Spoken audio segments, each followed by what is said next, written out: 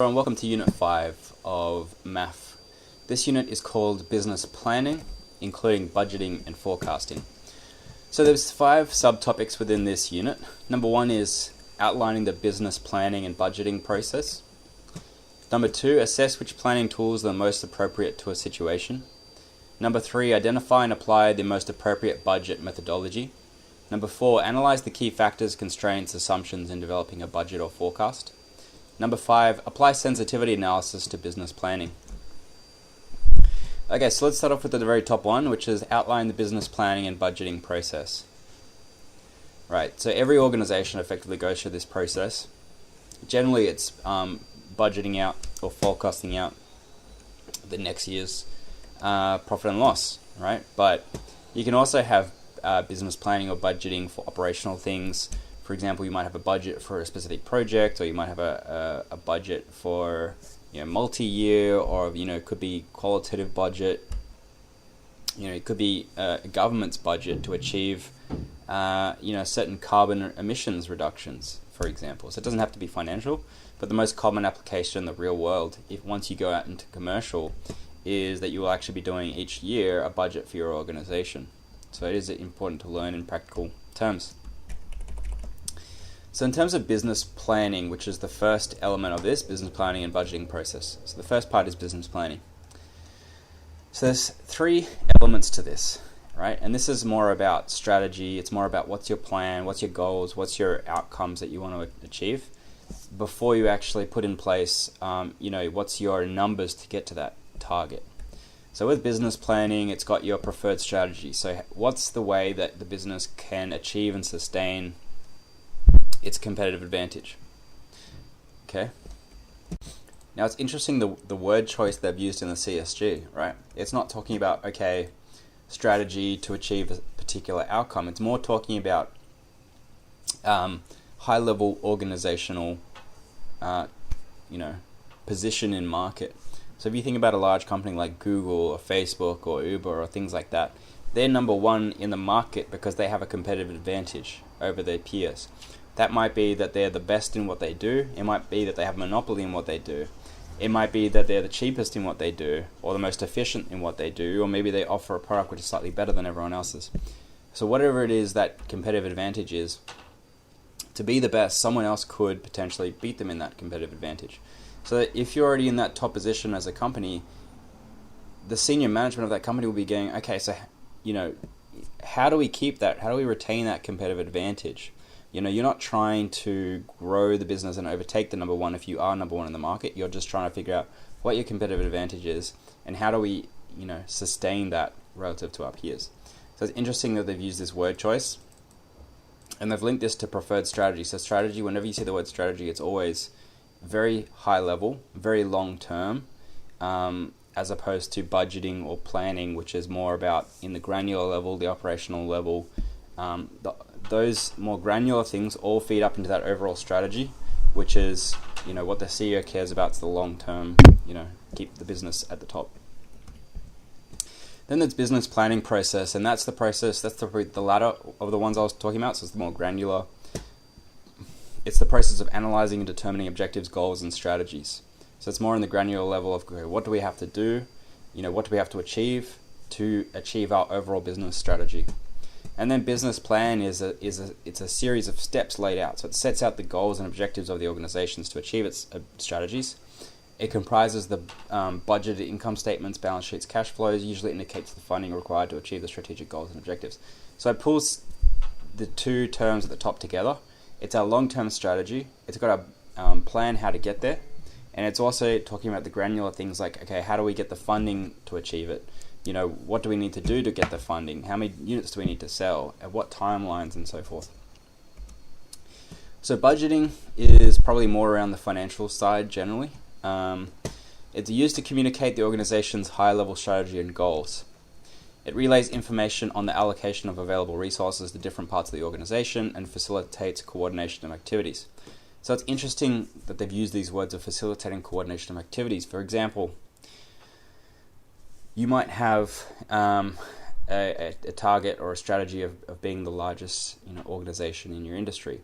Now, to do that, you need to sell X number of units. But if you haven't coordinated that with marketing team, for example, the marketing team saying, okay, well, we need to put into place, a very big marketing campaign to achieve those targets.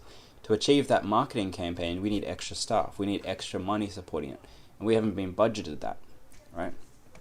So the budget, interestingly, if you think about a more sophisticated definition of what it is, it's a way of communicating and coordinating all those different parts of the business in order to achieve that goal of the business.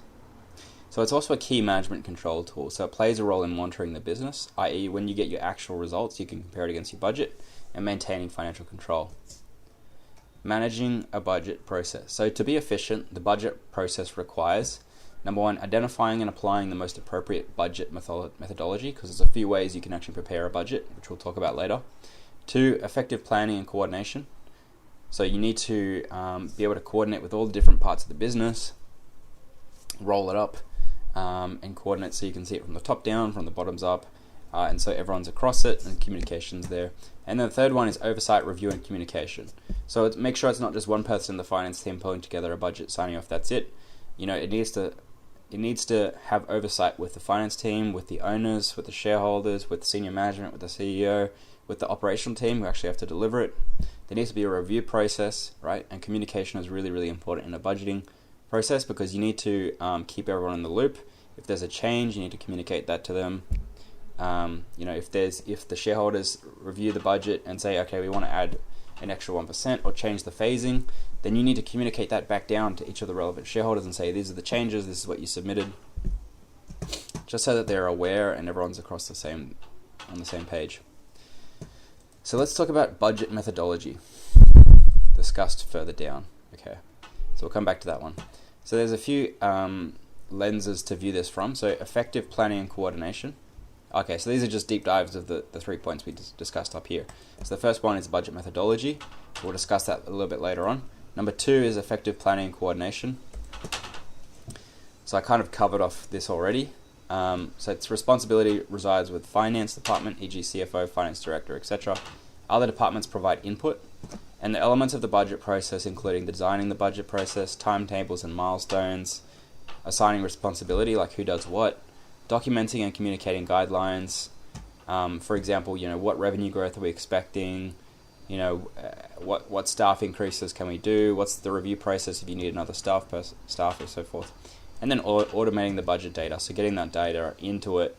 You've got multiple different sources. You got your payroll source, you got your GL financial source, pulling that in, making sure the system's all working and flowing through and so forth. Then the third point is oversight, review, and communication. Involving senior management is critical, as it is with shareholders or whoever else has a vested interest in the process. You need to have agreement on strategies and priorities. You need to communicate and set strategic objectives.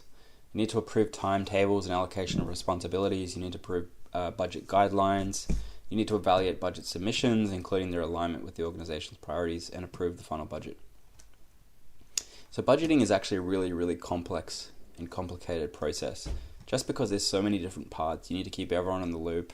There's multiple different vested interests, and you try to balance all of these different things into a single output. It's a really, really difficult process in reality, if you ever have to do it. Okay, so let's talk about the first subheading. We're still on the first subheading, which is the outline, the business planning and budgeting process. So now we're going to talk about the second part of the first subtopic, so this budgeting process. So preparing a budget requires having an understanding of the business, its segments and its plans, and how each is interrelated. For example, you might have an operating business which has, retail stores, and then you've also got your corporate overhead component. So you're going to have a different budget approach for the retail stores versus the corporate overhead.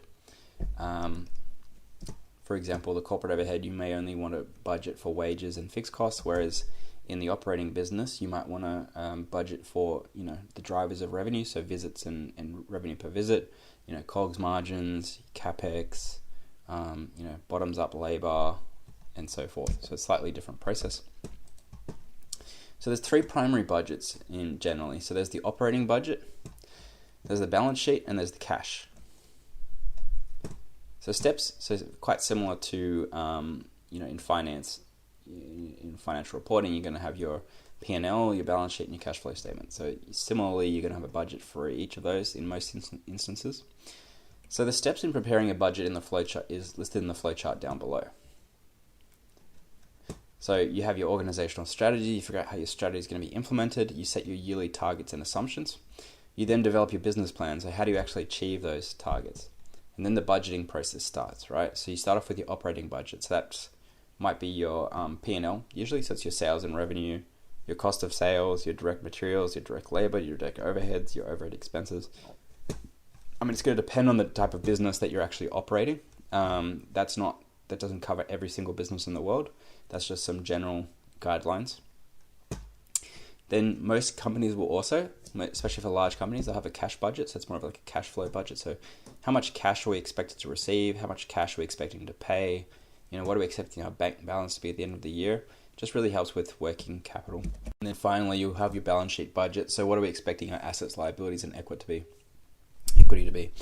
So for most small businesses, they'll only do this one, the operating budget, which is basically your P&L. But for large companies and listed companies and things like that, they're going to have all three. So just the same way that when they're doing financial reporting, they're going to have the three-way,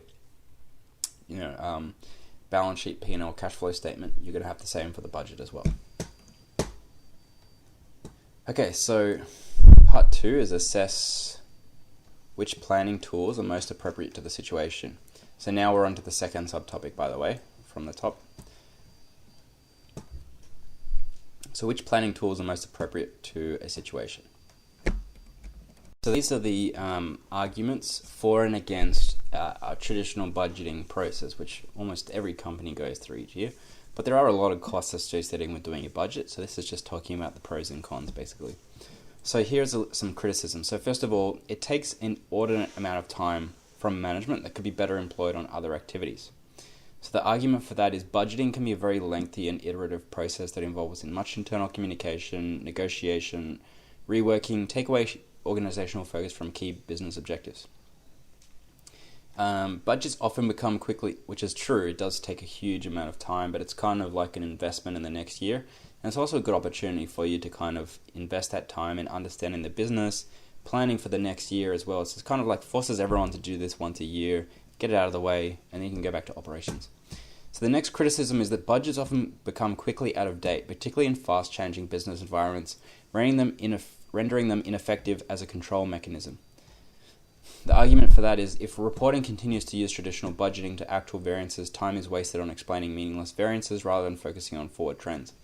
Which is kind of true because 2020 was the perfect example of that, because we had COVID hitting most businesses, and it's a year which will probably be never reflected again in terms of seasonality, impact on revenue growth. Some businesses had 90% declines in revenue. Other businesses had 100% increases in revenue, depending on what industry you're in. And it just means that 2020 was an incredibly hard year. Well, first of all, the budget was completely thrown out by that. Secondly, the budget for next year, the baseline is going to be completely thrown out. So getting the next year's budget is also going to be really hard.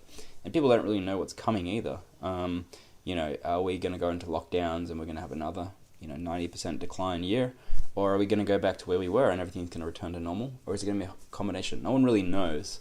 So there's some valid argument to that in saying that, well, there's not much point in doing it. You kind of just, focus on what you can control and look for focus on forward trends.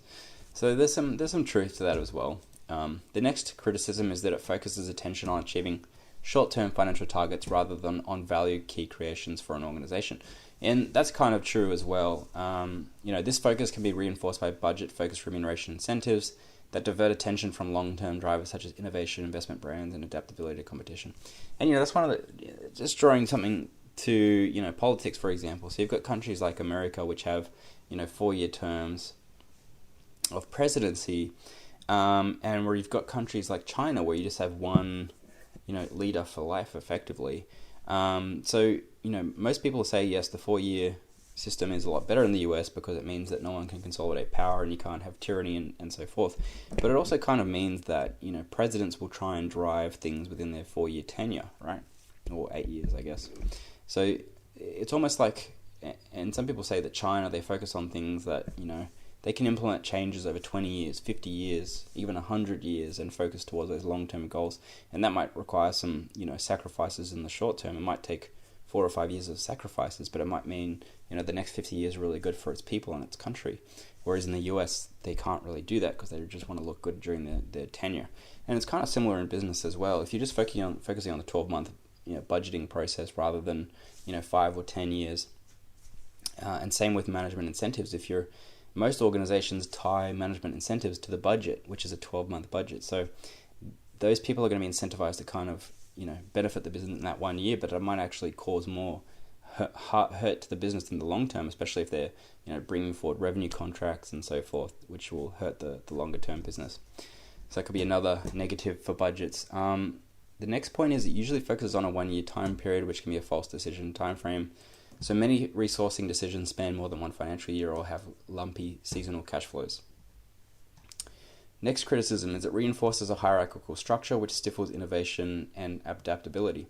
So power for the budgeting process is concentrated at senior management level, restricting lower level managers from being proactive, which is kind of true as well. The next one is it inhibits creative thinking. So the budgeting encourages comparison with the prior year, especially when incremental budgeting methodologies are used. The next criticism, it reinforces a silo mentality. So data normally collected by and relevant to different functional areas, rather than data that considers the organization as a series of customer-focused processes. So yeah, normally when you're doing a budgeting, you're thinking about marketing team, finance team, recruitment team, all your different entities as well. It's not necessarily thinking of the business as a whole, although sometimes it does. Next criticism is it perpetuates resource allocation decisions over time, even when no longer appropriate for an organization. So managers have an incentive to protect budgets by ensuring all allocations are spent, regardless of need, for fear of losing them in the future years. So the use it or lose it mentality. And this actually does happen in real life. People will get a budget each year. Let's say it's $1 million, and maybe they're on track to only spend $500,000 or $600,000, and normally that would be good for the business because it means they've saved $400,000. But what that manager of that division is thinking, I've had a efficient year. Next year, I'm going to be assessed on this year, right? So what I should be doing is I should actually be spending more than that. Let's just spend out $400,000 on whatever it is. So next year, when I'm compared against it, I'll be compared against $1 million, not the $600,000. So it is a real impact. And then the final criticism encourages dysfunctional behaviors. So process encourages managers to build slack into budget so they can budget targets can be met without significant effort. And again, I've seen this happen in commercial world as well. What they'll do is they'll build in these contingencies or their buffers so that they can still meet their targets and get their bonuses without, having to really strive to achieve those targets. All right. So still on this second subtopic of planning tools. So beyond budgeting. So beyond budgeting is a broader, more integrated approach to business planning.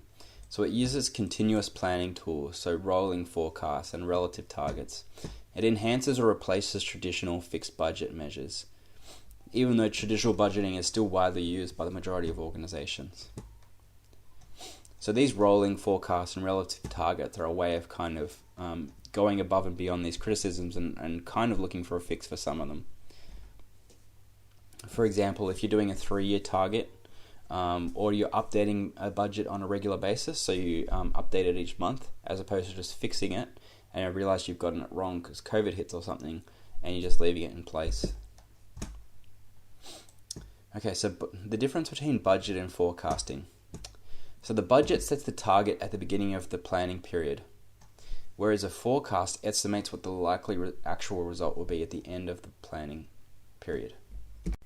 So this is sometimes it's a bit of a grey area in terms of what the difference is between the two, but this table should hopefully help with understanding what the difference is. So for example, the dimension or the lens that we look through, so the objective. So the purpose of a budget is to set financial performance targets and to allocate resources, whereas forecast is to revise expected results, manage gaps between targets and likely actual results, and reallocate resources. Then decision factors. So in a budget, you determine targets, priorities, sources of income, and resource allocation. Where in a forecast, you consider current status, likely outcomes, and actions that need to be taken. And then on the planning horizon, so prepared on an annual basis for a budget, usually broken down into months and span the length of the financial year. Whereas the forecasts were prepared on a regular basis and reflect the latest actual monthly, quarterly results. For the level of detail, budgets, the details are based on financial statements, often broken down to the account level, whereas the forecast is focused on key drivers and measures. So it's more of a higher level than a budget. And then for updates, so the budgets, you might do a formal annual process. It may have several iterations after being reviewed, final version only revised in exceptional circumstances. And then for a forecast, it's regular reviews and updates as needed, no less than quarterly or monthly updates. And then for a budget, it's a lengthy process, frequently over 1 or 2 months, completed before the end of the financial year. And for a forecast, it's a quick process, often within days or actual results of events. Updated several times throughout the year, approvals of the board, and then for budget, and then for a forecast, it's from senior management and reported to the board.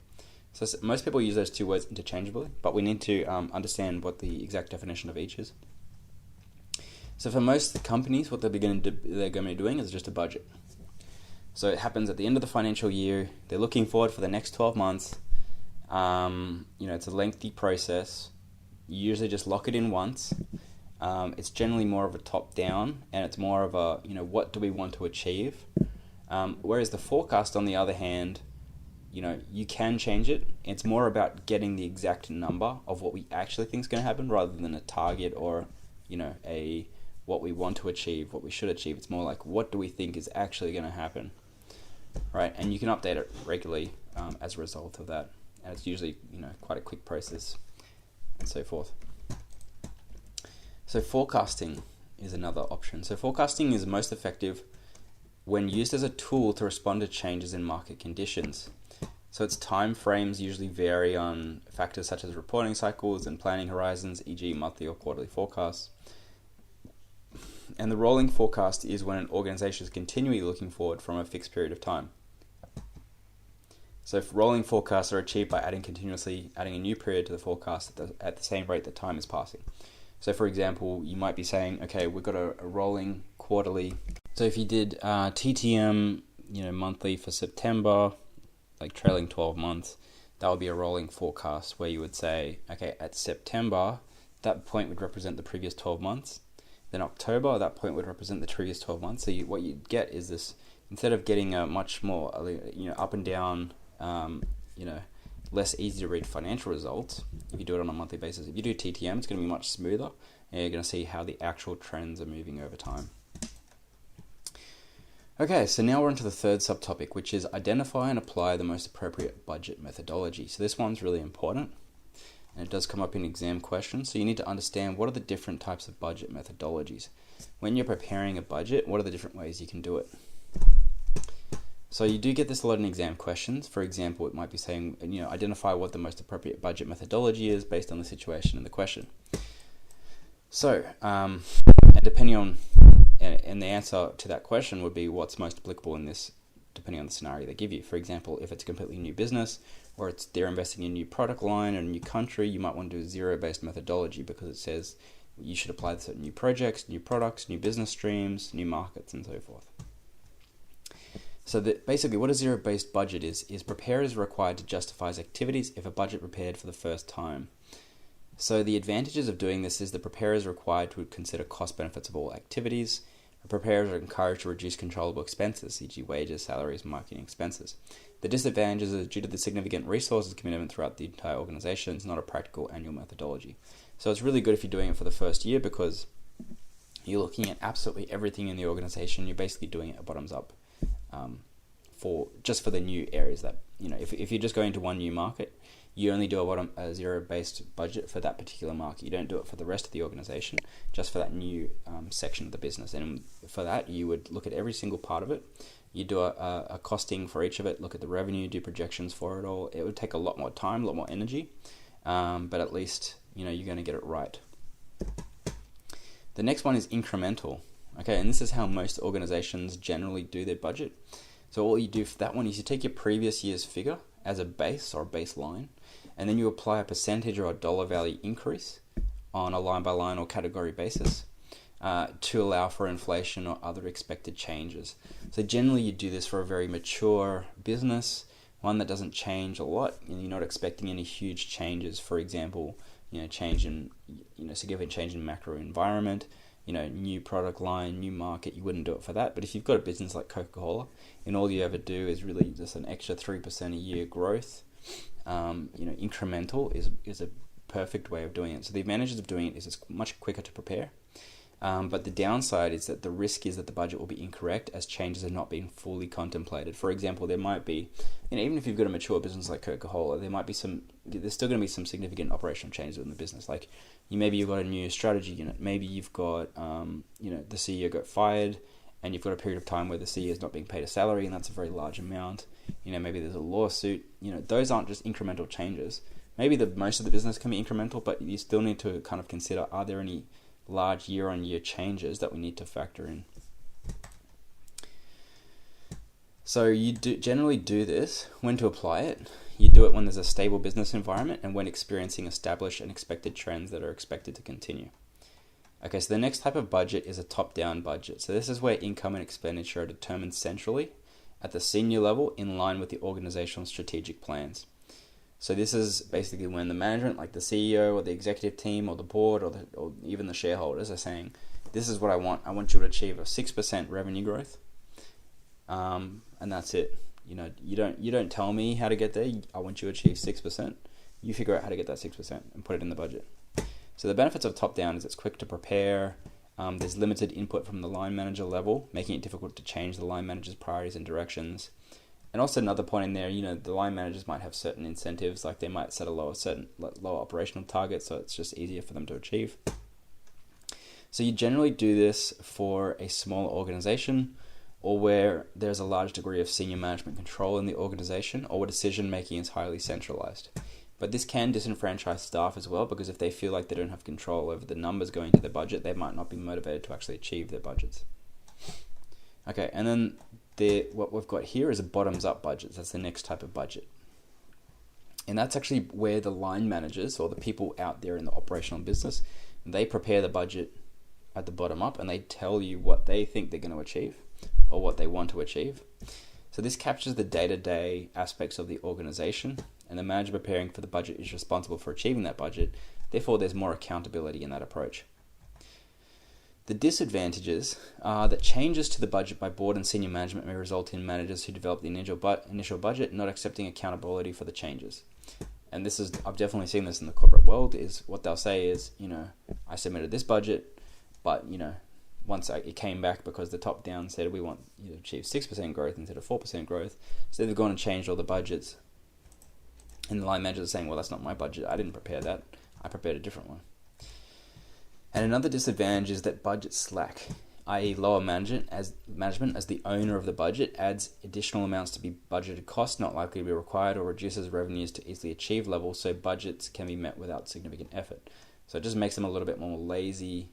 As I mentioned before, if they think it's going to make their life a little bit easier, they're going to add in more fat to the budget. So generally you'd use this in larger organizations where decision making is decentralized, where there is geographic separation between different parts of the organization. And then the last one is more of a combination of the last two that I mentioned. So it's top down and it's bottom up.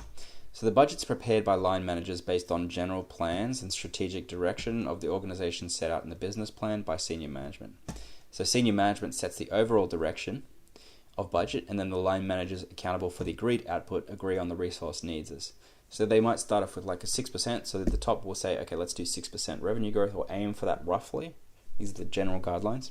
And then you'll give the budgets to the bottoms up. They will do a bottoms up, and maybe they'll get to around 5% revenue budget or whatever it is, depending on what they actually develop at the bottoms up. Once you aggregate it up, you look at what that output is, and then you kind of discuss whether you're going to make changes. You discuss with them where those changes are going to go. Maybe you put it in the ones where you think they've underbaked it, or maybe you just kind of proportion it across the whole of the group and bring that up to the target. So it's kind of a bit of both. The downside is it requires extensive planning. It's probably the most difficult out of all of them to do, except maybe zero-based, depending on the situation. And you generally do this where senior management maintains control, but also provide lower management levels with a voice, and in medium to large organizations. Probably in large organizations, it's probably too difficult. Okay, and now we are, I believe, up to the fourth subtopic, which is analyze the key factors, constraints, and assumptions in developing a budget or forecast. Okay, so these are the things that you need to consider when preparing a budget. So number one is historical performance. So it's a fairly good starting point when you're preparing a budget, is how has the business performed in the past? Because in most instances, the past is going to be a good indicator of the future, especially for stable and established businesses. So if you review this historical performance, it reveals the interrelationship between the costs and the revenue. For example, in a optometry business, maybe you aggregate optometry businesses. In each of those, you'll kind of understand, okay, so my cost of goods sold roughly around, if you look at the clinic level for these clinics, I'm expecting 20% cost of goods sold, I'm expecting 50% to 60% labor, and then maybe 10 to 15% fixed costs. Now, and then you can kind of add your growth expectations for the next year based on that cost base, plus depending on the macro factors affecting that business, is it a mature business? Is it a large business? We want to apply 2% growth revenue, or maybe we want to apply 10% growth if it's a rapidly growing clinic. You aggregate them all up, and then there's your budget. So it's useful for two reasons. Number one, it identifies areas driving major variances. Number two, assess the accuracy of past budgets. And it's also a basis for incremental budgeting. So that's what I was talking about before. If you're going to add like 3% revenue on historical, that would be incremental budgeting. Okay, so the next thing to consider is seasonality. So business subject to seasonal variations should reflect this in the budget. So for example, for retail, you might have a huge spike every year in December because everyone goes shopping in December. So some businesses might make 50% of their total year's revenue in a single month. So your budget should also reflect this, since we generally do budgets on a monthly basis. So we want to look at prior year seasonality and match this in our next year's budget. So one way we can do that is just by looking at last year's seasonality, and for each month add your revenue growth, so 3%, 4%, and that will then capture the seasonality and the same in the next year, but just slightly higher. Okay. So let's move on to the next thing to consider, which is new products, services, or markets. So if you've got a mature business, that's fine. But if you also need to consider, are we introducing a new product? Are we going to a new geographic market or country? Are we introducing a new service? Because these things, if we don't have historical data for them, we need to consider whether we're going to do we'll probably need to do a zero-based budget. And we need to consider, what's the impact going to be on our broader business? What's the impact on our competitors, on our current products and services, on our employees, on our forecast revenues, and so forth. So you need to consider all these things and make sure your other assumptions reflect this.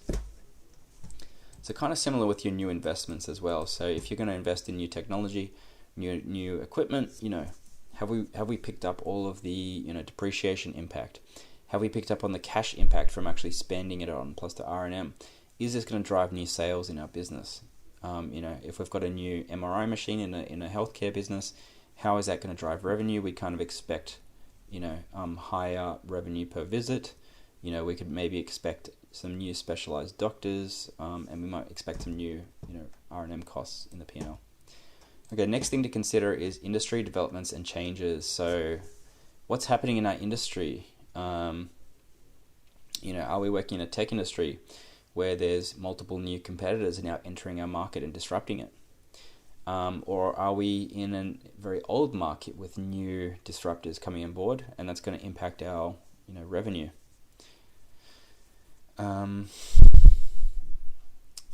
Okay, so factors and changes should be reflected in the operating budget. Consider the predicted likely behavior of customers, suppliers, and competitors, and you can use organizational analysis like PESTEL analysis, SWOT analysis, Porter's 5 forces to help you identify those key issues and their likely effect on your budget.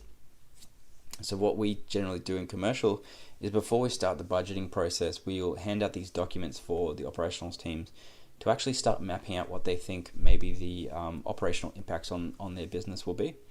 And it's not necessarily just to say, okay, it's going to be plus 5% revenue, plus 3% just yet. We just want them to start thinking about it and writing it down.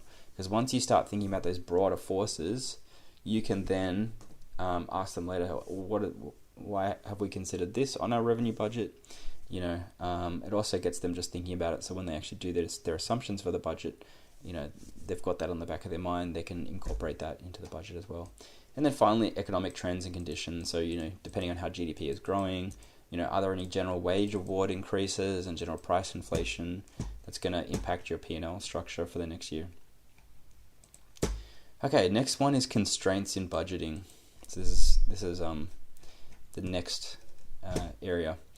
So all organizations operate with constraints. Okay, maybe that's geographic size, maybe that's the budget, how much they can spend in costs, maybe there's a limit to how many businesses they can acquire within a certain market and so forth. So constraints prevent them from achieving maximum performance. And they may arise because of shortages in materials, labor, or available capacity, or from restricted access to capital. Constraints must be considered in all budgets, but it's important they are identified and understood by all participants in the budget process. So this is something that we consider when we're doing clinic budgets as well, in the commercial world.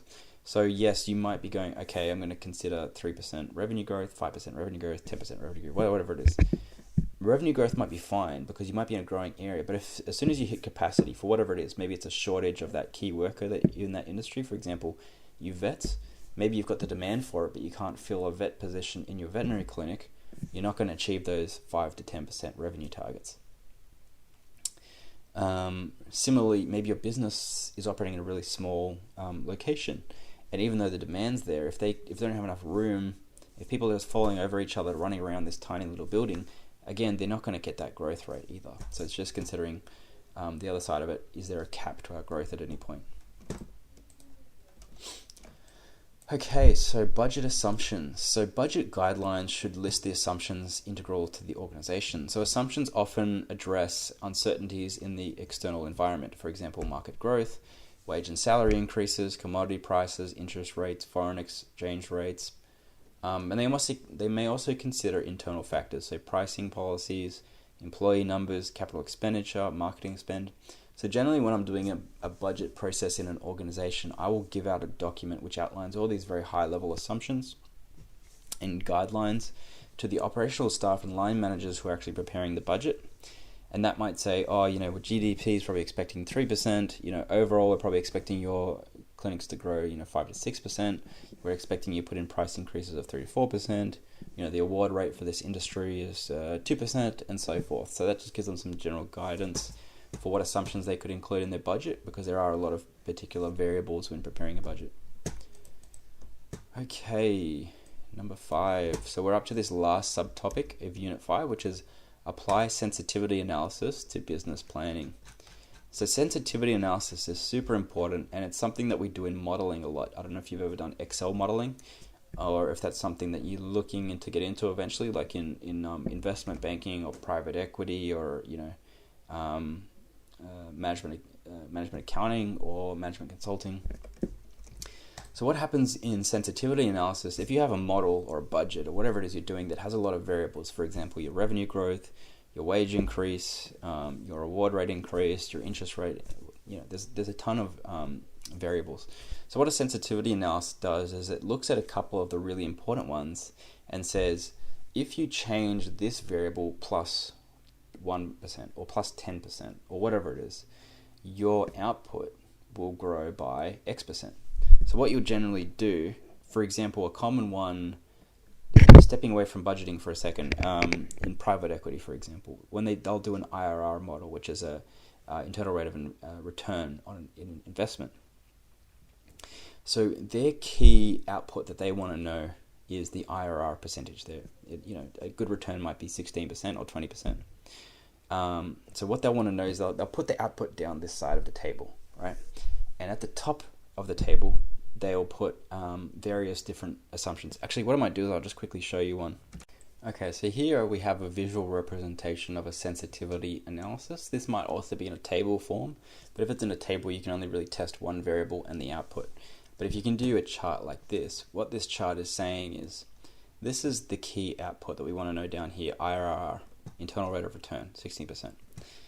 And we're saying in this chart here, if we change the margin expansion, for example, if we improve our wages percentage of revenue by 0.5% or 50 basis points, the impact on our IRR is going to be 90 basis points. So we're going to improve this number down here to 16.9%. On the other hand, if we reduce it by the same percentage, we're going to get a reduction of 94 basis points. If we increase our exit multiple when we sell the business, our IRR is going to increase by 91 basis points and vice versa. So with this visual chart, you can straight away see the sensitivity of some of these variables are much greater than some of the other variables. For example, the margin expansion, exit multiple, and same-store growth rate, so revenue growth, are all very material sensitivities, whereas the put option and the JV interest are very immaterial. So you can change these a fair bit. It's not going to change the IRR too much. Whereas if you change this a lot, it is going to change. Now, you might be wondering, why do I need to know this? Well, if you're preparing a budget, it's the output is important. For example, your revenue growth or your EBITDA growth are probably the two key metrics. Now, the output is a combination of multiple different input assumptions. And as senior management, you want to know that the assumptions that your management team are giving you, your operational team are giving you, are accurate and correct. And also, you want to know if they've got one of those variables wrong, what's the likelihood what's the impact going to be on our revenue growth and EBITDA growth in the business? So, for example, it might be your revenue growth might be the biggest indicator, or maybe it's your wages or whatever it is.